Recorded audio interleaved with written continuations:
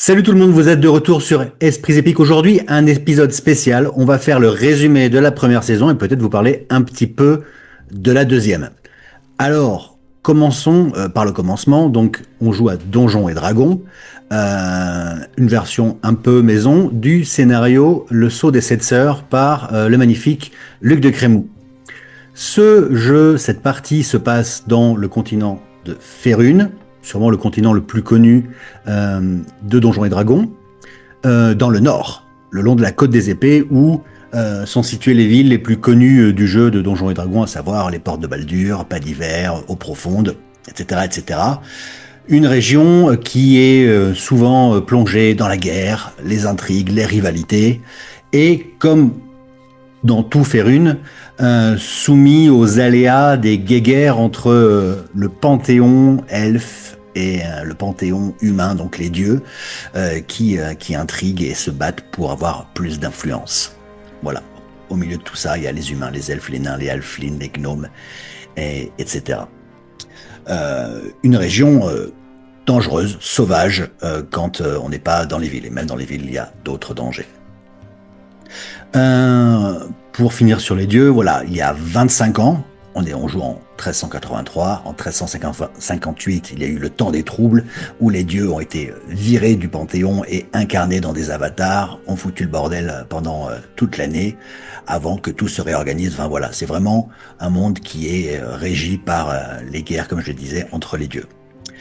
Et notre partie, la campagne du Sceau des Sept Sœurs, version Esprits Épiques, commence dans le temple de Martha-Mort, qui est situé au milieu de la haute forêt, au pied des pics perdus, au lendemain d'un tremblement de terre aux proportions titanesques qui a déchiré la nuit de la haute forêt.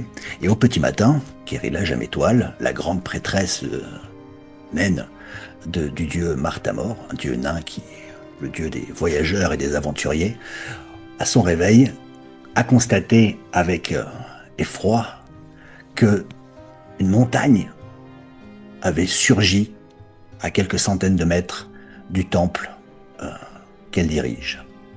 Et c'est là que nos 4 aventuriers se sont retrouvés et arrivent séparément. Ou devrais-je plutôt dire nos 3 premiers aventuriers, car au début de, Trois et de, demi. de Ouais. la partie, Bardi, tu n'es pas là. Alors commençons par Sin. Sin, qu'est-ce qui t'amène toi déjà au temple de Martha-Mort? Le destin, bien sûr. Euh, donc à la base, Sin, moi je suis un druide, adepte de la déesse Sélunée, et comment dire, je fonctionne beaucoup à travers la lecture des signes. Et donc, à ce moment-là, j'étais dans la haute forêt avec 2 compagnons, des demi-orques qui s'appelaient Corobur et Corubar, un truc comme ça, Colubar. Colubar et Corobour, ouais. C'est Voilà, ça. c'est ça, Corobur. J'ai toujours eu du mal avec les noms orques. En fait, moi j'étais au sein du. On était accueillis par le clan de l'Arbre Fantôme, donc un clan perdu un petit peu au milieu de la haute forêt, qui vénère un très vieil arbre. Et en gros, on était en train de passer des épreuves d'initiation pour intégrer le clan de l'Arbre Fantôme. Bon.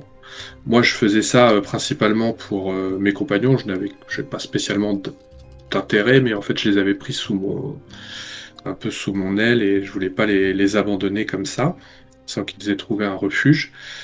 Et donc, pendant ces épreuves, nous arrivions à notre ultime épreuve quand cette montagne a surgi au loin dans un fracas cataclysmique. Du coup, la chamane du clan a eu cette merveilleuse idée de nous donner comme ultime épreuve d'aller voir ce qui se passe et de résoudre un peu le problème. Voilà, afin de pouvoir garantir notre intégration au sein du clan de l'Arbre Fantôme. Donc c'est pour Voilà. ça que nous avons traversé la forêt et j'arrive avec mes 2 compagnons au temple. C'est ça, quelques jours après justement le cataclysme.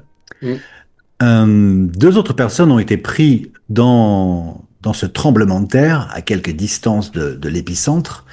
C'est Laégor et Narl. Alors Laégor, qu'est-ce que tu fais? Qui es-tu? Et qu'est-ce que tu faisais dans la haute forêt? Eh bien, Laigor, c'est une elfe de haute lignée qui désormais, euh, ou en tout cas au début de la saison, travaille pour les bazars d'Aurore. Elle escorte des caravanes et elle devait escorter une caravane parce que au temple de Marthamor avaient été trouvés des filons d'or que les bazars d'Aurore voulaient plus ou moins pas s'approprier, mais en tout cas avec qui ils voulaient établir un partenariat. C'est ça. Et donc tu allais là-bas avec ta caravane, en effet. Et sur le chemin, Narl s'est joint à votre équipée. Dans quelles circonstances, Narl? Mais qui es-tu d'abord? Ouais, moi, bah non, Narl, bah moi je suis un elfe également. Euh, et en fait, je suis un elfe qui a quitté les siens il y a quelques années. Je suis un elfe un peu rebelle en fait. J'ai fait un peu à l'époque ma crise d'adolescence elfique, mais marre des traditions, marre un peu du dogme imposé par tous les anciens, par tout ce poids de tradition justement. Et donc j'ai voulu partir pour voir autre chose, pour me pour m'enlever ce poids, ce poids euh, qu'on nous éduque depuis notre enfance. Et j'ai découvert différentes sociétés, notamment les sociétés humaines, qui m'ont bien plu. Les humains qui sont beaucoup plus, euh, bon, certes, très émotifs, pas très patients et ce genre de choses, mais ce qui amène justement une sorte euh, de, de, de, de, de frivolité, une sorte de comment on appelle ça quand c'est d'imprévisibilité qui me plaît en tout cas beaucoup. Donc je me suis installé quelque temps à Eau Profonde, une ville très hétéroclite et donc du coup très intéressante. Et il fallait quand même bien gagner sa croûte, donc j'ai fait quelques boulots. Euh, j'ai des compétences de roublard et je me suis fait approcher par une société secrète, on va dire ça, les Lunes Argent. Et en faisant des petits boulots, Les lunes étoiles, si je puis me permettre. oui, les lunes étoiles, les lunes argent, c'est autre chose. Super, je t'ai Les ouais. lunes étoiles, et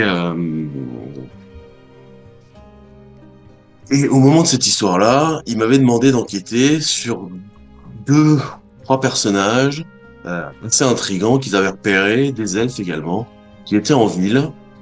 Et en enquêtant, les espionnant, en les filant, j'ai pu justement rencontrer Laegor parce qu'en fait ces elfes-là étaient sur les traces, justement, je m'en suis rendu compte plus tard, ils étaient sur les traces de Laegor et en fait ils cherchaient même à assassiner Laegor.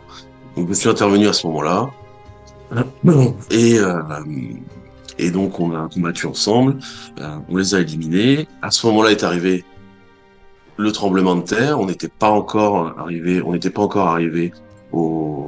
à la mine, mais on y était quand même assez proche, on était dans la haute forêt. Et Laegor que je connaissais, c'était pas une amie, mais c'était quand même, elle faisait partie euh, même si c'était elle dans laquelle on a grandi un petit peu ensemble, elle est, je crois, un petit peu plus âgée que moi. Donc je connaissais, je connais Laegor. Et donc du coup, j'ai décidé de la suivre. Elle m'a raconté sa mission. J'ai décidé de la suivre jusqu'à la mine. Et puis après, je retournerai à Eau Profonde euh, par la suite, quoi. Et puis c'est là qu'on arrive au temple et qu'on voit cette fameuse montagne sortir du ciel. Et là, on se dit, il y a quand même quelque Alors, chose. vous la voyez pas sortir du ciel, elle est sortie, mais Non, là, elle est déjà sortie. alors que vous faites tous donc accueillir dans le temple de Marthamor, c'est là que la grande prêtresse Kerela Jametol vous explique que à vous qui ne le savez pas, Narl et Légor, que cette montagne a surgi a priori de nulle part, Peut-être même est-elle à l'origine de ce tremblement de terre, car elle n'était pas là la veille et elle était là au matin. Euh, Vous étiez sur le point d'aller enquêter par bonté d'âme quand, euh, depuis les brumes qui s'étendent dans la plaine et autour de cette montagne, vous avez vu comme, on pourrait même dire une espèce de comète, non pas surgir du ciel, mais comme du sommet d'une tour, comme un sort, et s'écraser, disparaître dans la forêt qui s'étend au sein de cette espèce de cirque que forme la montagne. C'est une montagne, mais il y a comme un passage qui amène à une espèce donc de cirque. Vous décidez donc d'aller voir ce qu'il en est, et euh, c'est là que vous tombez donc sur cette pierre cristalline verte, à moitié plantée dans le sol, où semble enchâsser une forme humanoïde. Mais peu le temps de réfléchir, car des bêtes, des giralons, des espèces de gorilles à quatre bras, arrivent et s'attaquent à cette pierre, comme s'ils ils en avaient après la personne qui s'y trouve. Après un combat victorieux et l'éclatement de cette pierre, Bardi se réveille après quoi? De quoi tu te rappelles au moment où tu te Eh réveilles? ben, quand je sors de mon petit cristal, je me souviens pas de grand-chose. Je me souviens plus de la période qui précédait juste. Je me souviens où je viens, où je suis né, mon histoire familiale, un peu tout ça. Je me souviens qu'il s'est passé un gros problème à ce moment-là et que je suis rescapé du plan des ombres, ça on le sait. Et, euh, et voilà, et je sais plus trop ce que je fous là. Et on apprendra bientôt que je me suis fait un petit peu maltraiter par des magiciens ou des choses comme ça. Un magicien en particulier. Il est clair pour toi quand tu te réveilles que tu as subi des tortures, mais pas seulement des tortures physiques, des tortures mentales. Tu C'est sens ça. qu'on a attenté à ton esprit, qu'on l'a torturé, qu'on l'a modelé, qu'on l'a tiraillé. Et, euh, et voilà. Et donc, J'ai sur moi une grosse boîte assez mystérieuse et je ne me souviens plus comment je l'ai eue. Et ça va nous emmener sur la route, cette petite boîte. tout à fait. Car, en effet, tu as en ta possession un coffret sur lequel figurent deux sceaux. Tout d'abord, les armoiries d'une famille noble que tu connais, Narl. Tu connais les armoiries, la famille Cormérine, qui tient un comté au sud d'Eau Profonde. Mais surtout, la signature sur le coffret d'un certain Gardacrose. Et cela, c'est Sin qui le reconnaît, car Gardacrose faisait partie de son ancienne compagnie d'aventuriers, les Éclats du Grand Glacier. D'ailleurs, ce coffret est scellé et ne peut s'ouvrir visiblement que en résolvant une énigme qui est énoncée quand on touche la boîte.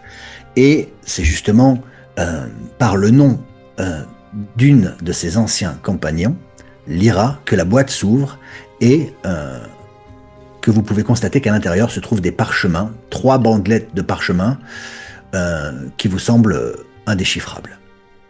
Naturellement, vous comprenez, et surtout Sin, qui est, comme il l'a dit, attiré par les signes. Il a tendance à suivre les signes qui jalonnent sa route et qui ont jalonné toute sa vie. Comprend qu'il se joue ici quelque chose dont il fait partie. C'est une évidence. Et donc, vous décidez d'aller tirer cela au clair et d'avancer dans la vallée, de vous rendre au centre de cette vallée où une tour au loin apparaît. Au moment où vous arrivez dans cette grande clairière où se trouve la tour, une voix s'élève et vous intime l'ordre de le livrer le fuyard, vraisemblablement donc Bardi. N'écoutant que votre courage, vous refusez et entamez un combat contre le démon qu'a invoqué la personne qui vous a parlé et la viverne qui patrouillait dans les cieux. Mais en plein milieu de votre combat, un portail, appelons-le comme ça, s'ouvre dans le ciel et commence à aspirer la montagne qui n'était là que depuis quelques jours, la montagne, la tour, et c'est dans un cataclysme indescriptible que vous décidez de fuir pour vos vies et de vous réfugier le plus loin possible. Et c'est tout juste que vous arrivez à vous extirper du cirque que formait cette montagne et de vous mettre en sécurité dans le temple, alors que toute la montagne s'envole dans un maelstrom de pierres, d'arbres, de terre, pour disparaître et être aspirée dans ce portail noir, ce portail des ombres. Un signe de plus pour Sin, qui, étant adepte de Séluné, a pour ennemi tous les séides de Char, la sœur maudite de Séluné, la déesse de la nuit et des ombres. Encore une fois, naturellement, Bardi venant, leur avouant qu'il avait passé un moment dans le plan des ombres, naturellement tout ça résonne pour Sin. Mais autant dire que j'étais acquis à la cause de Bardi. Acquis à sa cause et également dans la recherche de réponses. De comprendre ce qui se passe, ce qui se trame dans ces enjeux qui ont l'air d'être titanesques et cosmiques. Et donc, n'ayant pour piste que Gardacrose et le comte de Cormérine, vous décidez, sous la proposition de Nard, de partir vers Eau Profonde afin de faire le plein, de vous équiper ou de vous préparer et d'aller dans le comté de Cormérine pour parler au comte et essayer de tirer tout cela au clair. Vous traversez donc tous ensemble la haute forêt et arrivez sur les bords de la côte des épées en vue d'Eau Profonde, et c'est là que Bardi a ses premières visions, ses premières hallucinations. C'est là également que Bardi se dit que quelque chose ne va peut-être pas tout à fait il devrait, les choses comme elles devraient aller, car cette ville d'Eau Profonde, bien qu'il semble qu'il a l'intime conviction d'y être déjà allé, a également la conviction que, et c'est très paradoxal, que cette ville, quand il était jeune, n'existait pas. Il y a quelque chose sur l'âge de Bardi ou la période, il pose pas mal de questions sur l'année dans laquelle on est, sur les choses comme ça. Et il y a quelque chose avec Bardi et le temps qui tourne pas. Quand Bardi apprend qu'on est en 1383, pour lui, ça n'a tout à fait aucun sens. Visiblement, ce mode de datation ne lui est pas familier. Et sa première vision a trait à une espèce de chose qui obscurcit le ciel et qui semble se mouvoir et masquer le soleil. Et alors qu'il se retourne, il ne voit rien dans le ciel, et en rebaissant les yeux, il voit des statues qui sont accolées au mur de la ville d'Eau Profonde commencer à se détacher et à se mouvoir, mais encore une fois, c'est le seul à constater cela. D'où un petit nervous breakdown de Bardi. Le premier. Le second arrivera dans la ville qui se prépare à fêter la longue nuit. La longue nuit, c'est la fête du milieu de l'été, du début des récoltes. Et parlant de ces statues, il apprend qu'il y a des statues, tout à fait, mais pas sur les murs de la ville, pas accrochées au mur de la ville, mais bien à l'intérieur de la ville. En apercevant une, la statue du chevalier, il décide de s'y rendre pour tirer cela au clair. Et à son grand désarroi, au moment où une voix dans sa tête lui dit de toucher la statue, une voix irrépressible, il la touche et elle se met à clignoter et disparaît, créant une panique totale dans les rues. Et naturellement, vous commencez à vous faire tout petit et à vous demander, mais qui est ce nain? Qu'est-ce qu'il fait là? Quels sont ses pouvoirs? Pourquoi peut-il faire disparaître des choses? Encore une fois, le mystère autour de lui s'épaissit. À cette occasion, à Eau Profonde, chacun va faire un petit peu ses affaires et Narl fait son rapport à Ilian, son contact, qui lui apprend que le comte de Cormérine, on en entend parler justement ces derniers temps car il est en train de recruter des mercenaires pour une certaine mission. Il enjoint donc Narl à essayer d'en apprendre plus au passage. Et de surveiller Bardi aussi également. Et de surveiller Bardi naturellement, qui visiblement fait disparaître des statues qui sont censées petit nain être bleu. les statues protectrices de la ville. Mm. Hein, ce sont pas juste, je ne l'ai pas précisé, mais ce ne sont pas des statues normales, ce sont des statues qui ont été créées par magie pour protéger la ville. Voilà. En parallèle de ça, Laegor, elle, va rendre visite à son oncle. Son oncle qui a pour mission chaque année de ramener les bateaux elfiques d'Éternelle Rencontre. Éternelle Rencontre, c'est le havre des elfes. C'est une île qui est située au loin dans la mer des épées. Et chaque année, répondant à l'appel avec un grand A, des elfes se retirent du continent pour aller finir ou continuer leur vie éternelle sur Éternelle Rencontre. Et c'est un processus qui dure depuis des centaines d'années. Et d'ailleurs, le monde, petit à petit, se vide d'elfes, qui sont très très peu nombreux de nos jours. Et donc, c'est à cela que ça donne l'oncle de Laegor, qui, quand elle va le retrouver, lui annonce que Éternelle Rencontre a subi une attaque. Et que, bien étonnamment, des elfes noirs ont réussi à percer les protections magiques, à se rendre indétectables à celles-ci, et à, d'une manière peu explicable, s'attaquer à la reine, qui apparemment est en train de mourir, ou comme il le dit, de s'éteindre. Sa lumière est en train de s'éteindre. Une bien triste nouvelle, d'autant que il semblerait qu'un événement cosmique se soit passé. La 7e étoile de la constellation de Mystra est apparue. L'œil de Mystra est apparu. Or, dans les prophéties elfiques, l'ouverture de l'œil de Mystra correspond à un âge de guerre, un âge d'apocalypse, où, selon cette prophétie, les humains, auront le choix entre basculer du côté obscur ou du côté de la lumière, et que les elfes, eux, devront faire de leur mieux pour que les humains fassent le bon choix.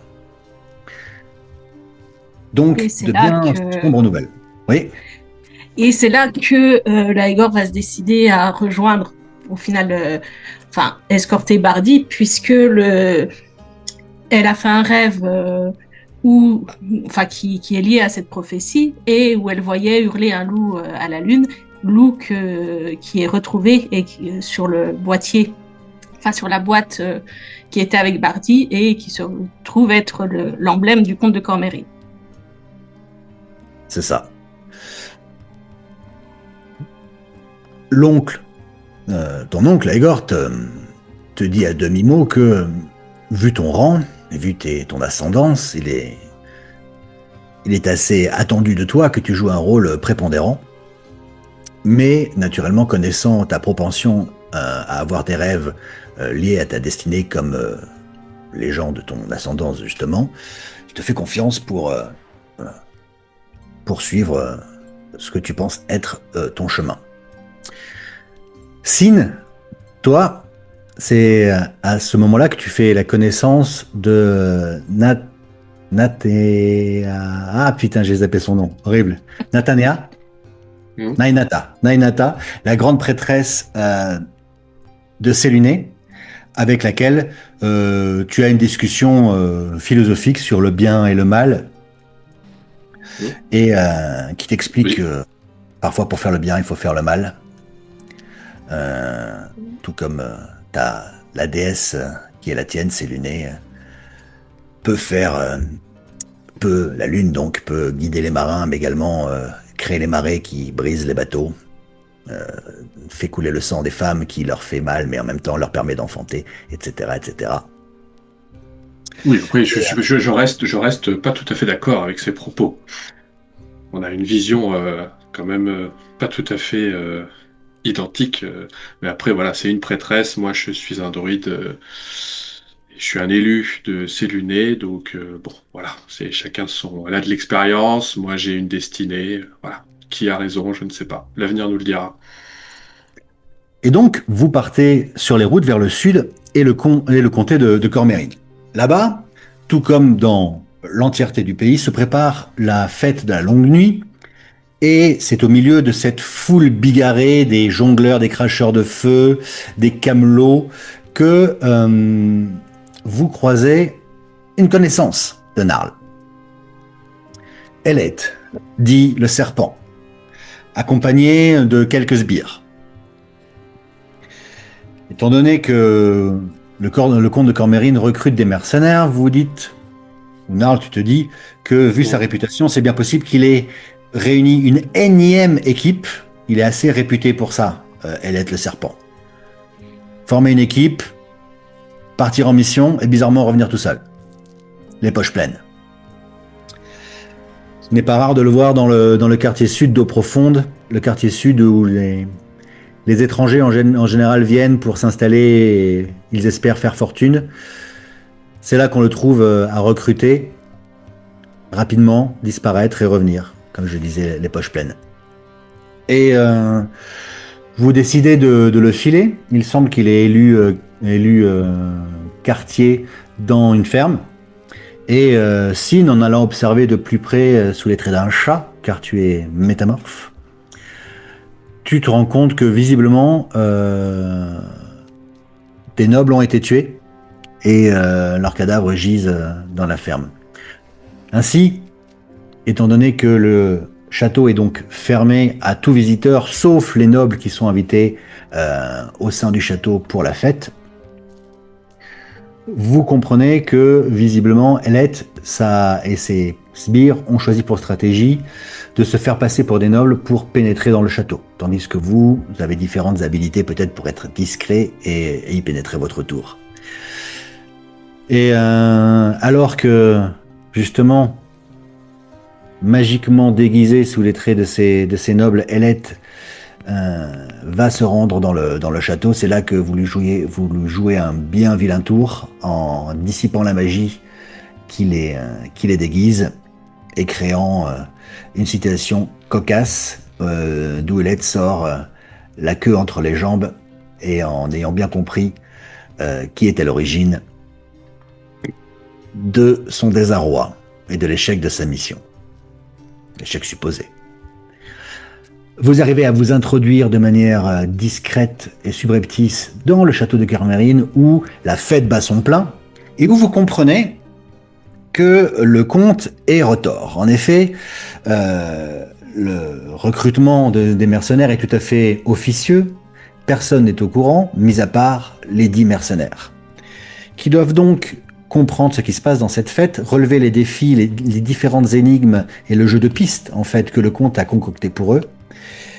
Et c'est à travers les différentes pièces intérieures et extérieures du château que vous récoltez les différents indices qui vous amènent jusqu'à la bibliothèque où vous êtes le deuxième groupe à arriver, d'après les dires du comte. Mais, ajoute-t-il, après vous avoir chaudement félicité, malheureusement le premier groupe n'est pas sorti victorieux de la dernière épreuve. Il vous propose donc de vous atteler à cette tâche. Et donc, la capitaine du comte de Cormérine vous guide dans les entrailles du château et dans les cavernes qui se trouvent sous le château pour la dernière épreuve qui se trouve être un combat contre un géant maudit, un fomorien, et quelques autres bestioles de type scolopendre géant, dont vous vous défaites, et c'est donc victorieux que vous retournez auprès du comte de Cormérine, qui vous propose tout simplement de travailler pour lui, de remplir une mission, et si vous le faites, il vous couvrira d'or. Un Arle, quoi, du coup. Oui, un Arle d'or. Ouais, c'est avec une certaine circonspection qu'il accueille votre dénégation d'être couvert d'or pour certains, car vous êtes Parce que en fait venu lui poser des questions, ce qui le eux, surprend. ils ont tous une destinée et moi, j'en veux pas. Donc, du coup, je le prends là, pas de problème. Et c'est pendant ce petit moment de flottement que Bardi, tu constates que le coffret que que tu as dans ton sac à vibrer, commence à vibrer de plus en plus fort, et que vous entendez qu'une chose vibre également dans le bureau du Cormérine, du comte. Et lorsque vous sortez l'un et l'autre le dit coffret, s'ensuit une scène un petit peu confuse, où encore dans ta tête, tu entends cette voix qui te dit touche-le, touche-le. Et cette fois même, vous autres êtes pris de vertige, vous entendez diverses voix, vos propres voix qui s'entremêlent, qui se superposent dans des scènes différentes où un combat éclate, alors que en même temps une discussion très calme a lieu, comme si plusieurs réalités se superposaient. Et dans la confusion générale, euh, Bardi arrive à attraper 3 des parchemins du comte, de la boîte du comte, et sa boîte et ses parchemins disparaissent. Vous lui expliquez donc que, visiblement, cette boîte était identique à la boîte que vous avez, ce qui n'est pas exactement le cas, car elle porte la marque de Gardacros, qui d'après le comte n'était pas du tout le cas. Et le comte vous apprend, comprenant que vous avez déjà entendu parler de Gardacros, que justement la mission qu'il vous propose de remplir est de retrouver Gardacros, ainsi car il est le détenteur d'un anneau. Et que cet anneau, lui qui est sans héritier, on lui aurait dit, comment dirais-je, Un oracle, un un prophète. oracle, c'est ça, Elf, un certain Elorfildar, lui aurait dit que de cet anneau dépend le destin de sa descendance. Donc encore une fois, une longue discussion s'ensuit sur les circonstances, et vous décidez finalement d'accepter sa proposition, bien que certains d'entre vous, et en particulier Légor, aient quelques réticences à travailler pour cet homme, qui, lorsque elle lui annonce que son petit jeu pour recruter les mercenaires aura coûté la vie à un couple de nobles, naturellement il semble bien désolé, mais Légor peut percevoir qu'en fait tout ça a l'air de beaucoup l'amuser, ce qui lui laisse un petit goût amer au fond de la gorge.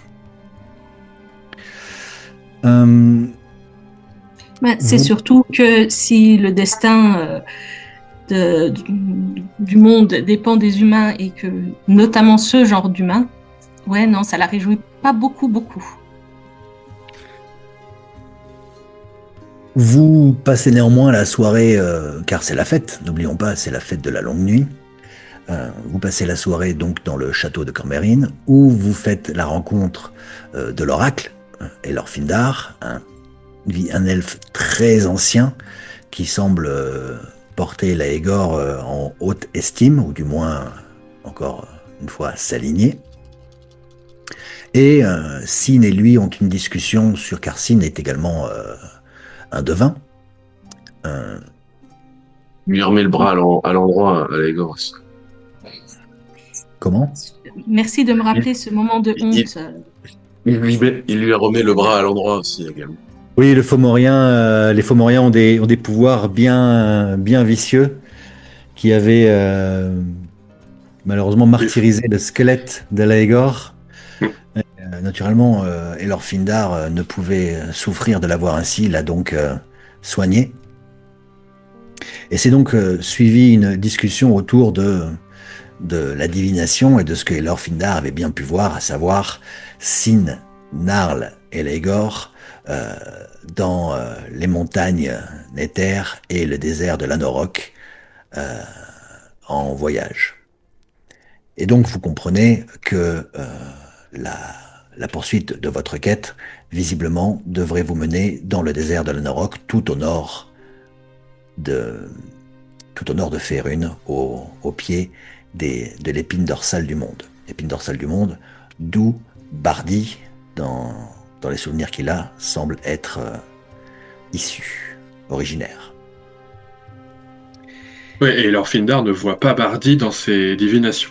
Il ne voit pas Bardi dans Important. ses... Point très important pour le devin Trop que je suis. petit. Mm. Et vous passez donc la nuit au château, malgré les réticences, encore une fois, de Laegor. Et dès le lendemain, décidez de vous mettre en marche vers le nord. Sachant que doit vous accompagner Maylin, la capitaine du comte de Cormerine, qui est en train d'organiser justement la caravane qui devrait vous mener de Lunargent vers l'Anorok.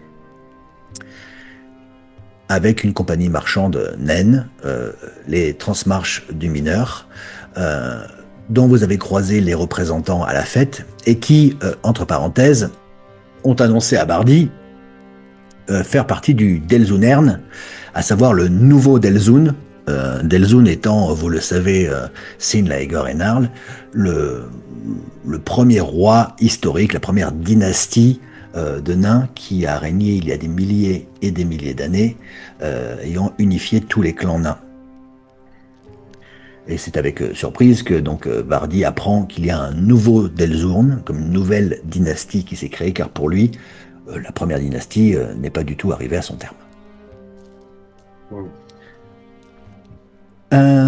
Et donc le lendemain, vous décidez de partir en avance, car des préparatifs restent à effectuer pour Maylin et les Transmarches des mineurs.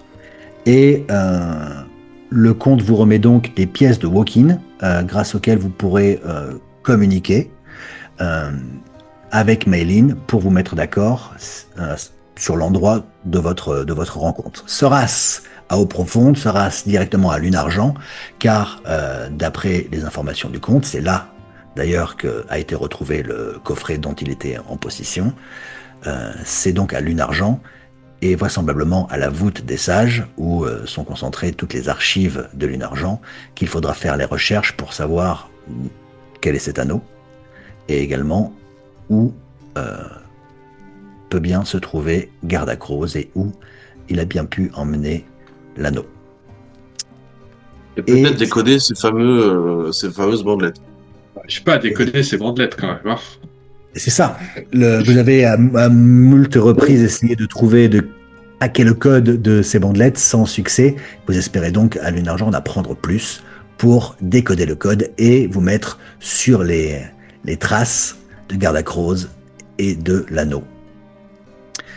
Et donc c'est ainsi que se termine la première saison du Sceau des Sept Sœurs, qui, entre parenthèses, couvre le premier scénario. Le premier scénario étant ce qui se passe lors de la longue nuit au château de Cormerine. Donc, tout ce qui était avant était une introduction qu'on a ajouté à cette histoire. Et donc nous prenons donc plein pied dans le Sceau des Sept Sœurs au début de la deuxième saison, où vous partez vers le nord avec pour but de vous greffer à la caravane des nobles et des non-nobles qui repartent chacun dans leur pénate vers le nord. Donc voilà, vous vous greffez à la caravane où sont notamment Philémon et sa famille qui vous ont vendu des potions la veille encore. Et puis voilà, vous voilà parti vers le nord, vers votre destin. Ouais, on décide de se rendre vers eau profonde, hein, d'abord. C'est ça. Oui, en passant par eau profonde. Avant de partir sur Lunargent. Tout à fait. Chacun pour différentes raisons. Narl doit faire son rapport, Laegor a promis de retrouver son oncle, a promis de retrouver son oncle qui doit lui en apprendre plus sur la prophétie. Et c'est donc, voilà, à eau profonde que vous comptez. Bardi voulait récupérer une carte qu'il avait commandée au premier passage. Et Bardi est Son premier passage. exact. Bardi est toujours à la recherche de son passé et à la recherche de là où se trouve son clan, à savoir Omrock. Il a donc mandaté un cartographe, le cartographe de Laran, pour situer la ville souterraine de Omrock où se trouve son clan. Mm. Et c'est là-dessus que va démarrer la deuxième saison du Sceau des Sept Sœurs. Est-ce que vous avez des choses à rajouter, des choses qu'on a oubliées, des choses que vous voulez mentionner? Toujours le nom de... Alors, Elite ou Delete dans mon petit carnito. Je me souviens de ce petit enfoiré. Ouais, Daylight le serpent. Mhm. Ouais, mais c'était sympa, on l'a bien mis à jour là quand il essayait de passer et tout là, ça c'était cool.